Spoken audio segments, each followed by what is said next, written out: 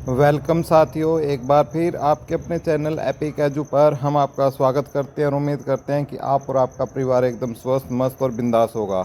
तो भाई आज की जो हमारी ये वीडियो है, इसमें एक तो हमें महत्वपूर्ण आपको जो जानकारी देनी है वो एचटेट से संबंधित आपको हमें जानकारी प्रोवाइड करनी है कि एचटेट का जो एग्ज़ाम है बोर्ड की तरफ से क्या अपडेट है एग्ज़ाम को लेकर, और एग्ज़ाम कब तक आपका हो सकता है, अधिकारी इसको लेकर क्या बोल रहे हैं और एग्ज़ाम की तैयारी कैसे करें, इन सब बातों पर हम विस्तार से इसके ऊपर चर्चा करेंगे। तो भाइयों साथियों, जैसे कि आपको पता है कि एस्टेट का जो एग्ज़ाम था, हमेशा की तरह आपको पता ही है कि जो एस्टेट जो एग्ज़ाम है 2024 का दिसंबर में आपका संभावित था। दिसंबर में जो इनका चेयरमैन न होने के कारण ये एग्ज़ाम आपका नहीं हो सका। फिर इस एग्ज़ाम की डेट दी गई जनवरी की, कि जनवरी के पहले सप्ताह में आपका ये एग्ज़ाम होगा। तो जनवरी में उसी रीज़न के चलते आपका एग्ज़ाम नहीं हुआ। अब 8 और 9 फरवरी को आपको एग्ज़ाम होना था। तो ये एक बहुत ही बड़ी अपडेट थी कि 8 और 9 फरवरी को एग्ज़ाम होगा। और चूँकि हमने आपको पहले ही, हमारे चैनल ने एकमात्र ऐसा चैनल है यूट्यूब पर जो सच्चाई बयान करता है, हमारा काम सिर्फ़ और सिर्फ क्या है, आपको सच्चाई ही बताना होता है। तो हमने आपको इस चीज़ पर भी कांटा मार दिया था कि आपका जो एग्ज़ाम है वो 8-9 फरवरी को नहीं होगा। तो आपका चूँकि फरवरी में भी नहीं हो चुका, अब बहुत से बोल रहे हैं कि फरवरी के लास्ट में आपका एग्ज़ाम होगा। फरवरी के लास्ट में मैंने हालांकि पहले आपको जानकारी दी थी कि फरवरी में आपका एग्ज़ाम नहीं होने वाला है, लेकिन बहुत से यूट्यूबर है भाई जिनको अपने बैच बेचने हैं, वो बोल रहे हैं कि हम पहले 599 का बेचते थे लेकिन अब आपको 249 में देंगे। तो भाई देखो, बैच ख़रीदना ना ख़रीदना आपकी पर्सनल है, आपको तैयारी करनी है, लेकिन जो आपको वो पागल बना रहे हैं बैच के नाम पर, आपको फरवरी के अंतिम सप्ताह में आपको बकाया जा रहा है कि आपका एग्ज़ाम होगा। ठीक है, उसका मैं आपको सबूत भी इसी वीडियो में मैं आपको दे देता हूँ कि भाई ये हमारे विद्यालय हरियाणा शिक्षा बोर्ड के द्वारा जारी किए गए नोटिस हैं। ये नोटिस जारी किए गए हैं जिसमें आपको पता है कि जो सेकेंडरी और सीनियर सेकेंडरी की जो परीक्षा के जो एक्सटर्नल और इंटरनल का नंबर को लेकर ये नोटिस जारी किया गया है, और जिसमें ख़ास तौर से ये लिखा गया है कि जो 3 फरवरी से लेकर आपकी 18 फरवरी तक, ठीक है, आपका क्या होने हैं, प्रैक्टिकल्स होने हैं आपके सभी विद्यालयों में। ठीक है, और उसके बाद जो लेट जो प्रोसेस चलेगा उनका, और वो इस काम में बिजी रहेंगे भाई, महीने के अंत में इस काम में बिजी रहेंगे। और फीस वगैरह दी गई है तो चलो हमारे काम की नहीं है, जिसको काम की है वो पढ़ लो इस प्रकार के। और हाँ भाई, यदि इस प्रकार के नोटिस आप अपने मोबाइल में चाहते हो तो भाई मोबाइल वालों के लिए मैं बता देता हूँ भाई, उनके लिए कि भाई आप एपिक एजू लिखें, एपिक एजू लिख लें अपने टेलीग्राम चैनल पर और ज्वाइन कर लें। टेलीग्राम नहीं है तो व्हाट्सएप पर ज्वाइन कर ले, और सर्च कर भी आप ज्वाइन कर सकते हो, वरना मैंने डिस्क्रिप्शन में, नीचे जो डिस्क्रिप्शन है वहाँ पर मैंने आपको लिंक दे दिया है, उस लिंक से भी आप इस प्रकार के जो नोटिस हैं, जानकारी है, अपने मोबाइल में आप पढ़ सकते हो। चलो, इस नोटिस से समझ में नहीं आई तो एक और नोटिस है, ये आपका 6/12/2024 का ये नोटिस है, इसको भी मैं आपको पढ़ाने की कोशिश करता हूँ। और इसका जो मैं विषय आपको बताना चाहूँगा कि वार्षिक परीक्षाएं फरवरी और मार्च में होंगी। ठीक है, तो ये लगाओ कि फरवरी के ऊपर भी कांटा लगा। ठीक है, फरवरी तो गया, जो फरवरी की बोल रहे थे उनके लिए फरवरी गया, और जो मार्च की बोल रहे हैं भाई फिर मार्च में होगा, तो मार्च भी गया आपका। तो जनवरी, फरवरी और मार्च, ये 3 महीने तो आपके, मार्च तक तो आपका जो एग्ज़ाम है वो नहीं होने वाला है। एक तो ये क्लियरिटी मैंने आपको इस नोटिस के माध्यम से दी है।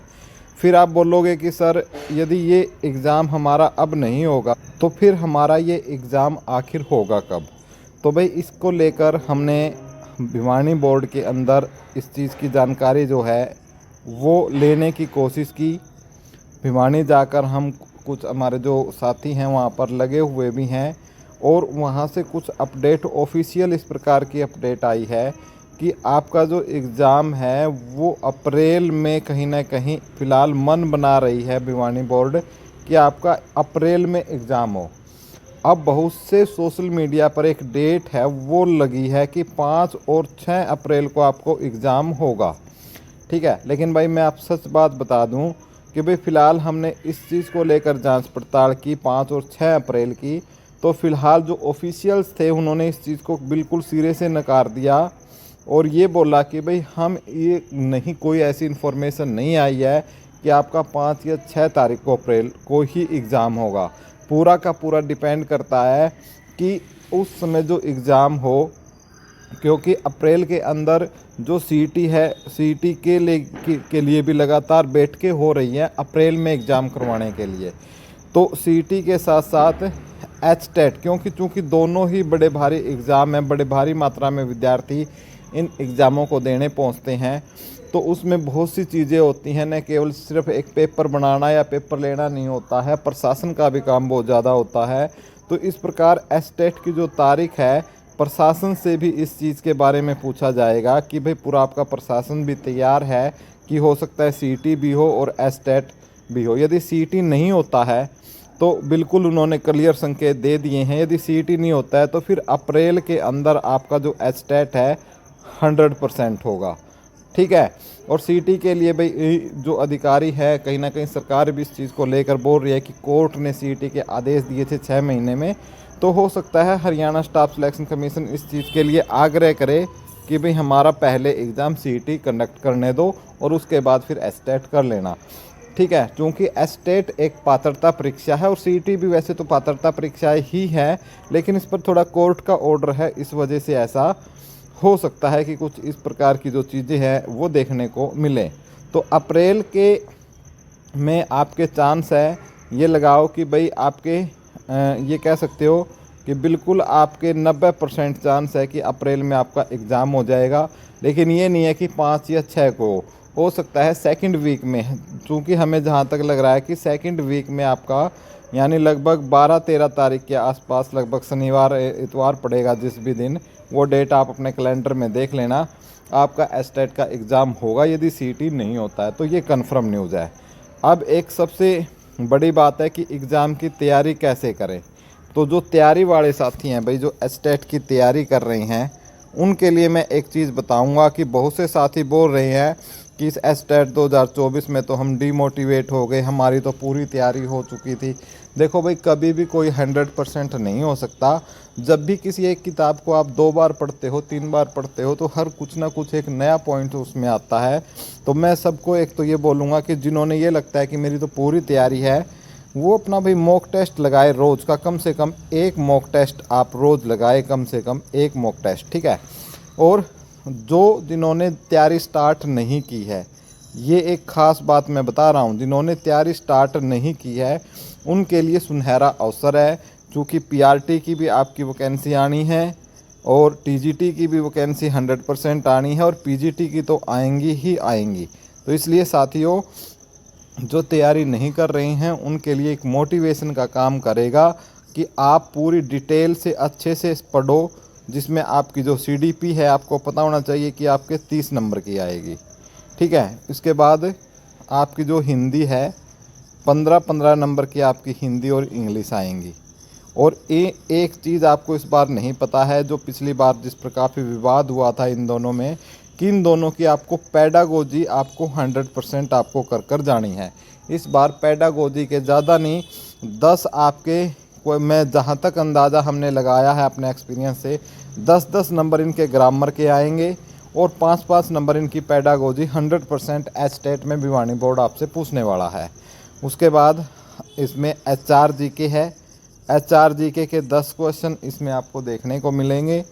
साथ के साथ मैथ की मैं बात करता हूं तो मैथ के भी आपको 10 क्वेश्चन और रीजनिंग के भी आपको 10 क्वेश्चन इसमें देखने को मिलेंगे। टोटल आपका यहाँ तक कॉमन पार्ट है वो 90 नंबर का होगा। इसके अलावा आपका जो अपना सब्जेक्ट स्पेसिफिक है, तो सब्जेक्ट आपका 60 नंबर का आपका सब्जेक्ट आएगा, जिसमें आप पूरी तरीके से मेरे हिसाब से पारंगत हो। लेकिन जो चीज़ आपको ध्यान में देनी है, जो बच्चों को अक्सर पेपर में मरवाती है, जो 2-2, 3-3 नंबर से रह जाते हैं, सीडीपी को लेकर ये बता देता हूँ कि भाई आपको जैसे कोई एसके मंगल है या कोई और बुक है जिसमें आप थ्योरी को अच्छे तरीके से डिटेल में पढ़िए, थ्योरी को डिटेल में पढ़िए। और उसके बाद वाईसीटी की एक बुक आती है प्रीवियस ईयर की, जिसमें सभी बोर्डों के लगभग क्या है प्रीवियस ईयर क्वेश्चन है। लगभग उसमें 1718 पेज के 1718 से 1720 के आसपास पेज है और विद एक्सप्लेनेशन है। तो ये पूरा डिटेल में पढ़ने के बाद इस बुक को करें। मैं आपको गारंटी देता हूँ कि कम से कम आपके 25 से 27 अंक तक आप इसमें आसानी से ले सकते हो। हिंदी के लिए ग्रामर की कोई भी बुक पढ़ ले, इंग्लिश के लिए ग्रामर की कोई भी बुक पढ़ ले, और इनकी पेडागोजी के लिए आपके पास सीटेट की बुक होगी हरियंत की, तो अरियंत की सीटेट से आप इसकी पेडागोजी को अच्छे तरीके से कर ले। हरियाणा जीके के लिए भाई कोई भी बुक पढ़ ले। यदि आप ज़्यादा समय नहीं देना चाहते हो तो HSSC के प्रीवियस ईयर क्वेश्चन जो PYQ क्वेश्चन है वो सभी कर ले, यदि आपके पास डिटेल में नहीं पढ़ना चाहते हो। और जो डिटेल में पढ़ना चाहते हैं हरियाणा जी के बारे में, उनको बता देता हूँ भाई, आप एकलव्य या हरियाणा शास्त्र जिसी का एडिशन हरियाणा वाणी के नाम से आया है वो बुक आप ले ले और उसको अच्छे से रीड कर ले। आपका जो मैटर है वो क्लियर हो जाएगा।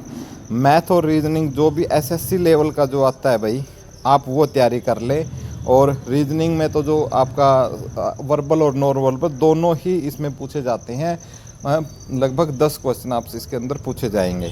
मैथ है आपको वही SSC लेवल तक का आपको इसके अंदर मैथ करना है। और अपने सब्जेक्ट में तो आपको क्या हो पारंगत हो, और आपको 8th से लेकर 8th 9th 10th ये तो अच्छे से NCERT लाइन टू लाइन करना है। इसके अलावा 11th और 12th का वो आपको चैप्टर पढ़ने हैं जो 8वीं 9वीं 10वीं के साथ कनेक्टेड है। उसी में से ही क्वेश्चन थोड़ा सा लेवल को अपग्रेड कर कर आपसे पूछा जाएगा। फ़िलहाल के लिए यह तैयारी है, इस तरीके के आपके लिए सुनहरा अवसर है। और फिर इसके अलावा कोई भी आपके पास आपका कोई डाउट है तो कमेंट बॉक्स में कमेंट करें। वीडियो को ज़्यादा से ज़्यादा लाइक करें, सोशल मीडिया पर शेयर करें। चैनल को सब्सक्राइब करना तो आपकी अपनी जिम्मेवारी है। जानकारी अच्छी लगी हो तो करें, वरना रहने दें। धन्यवाद।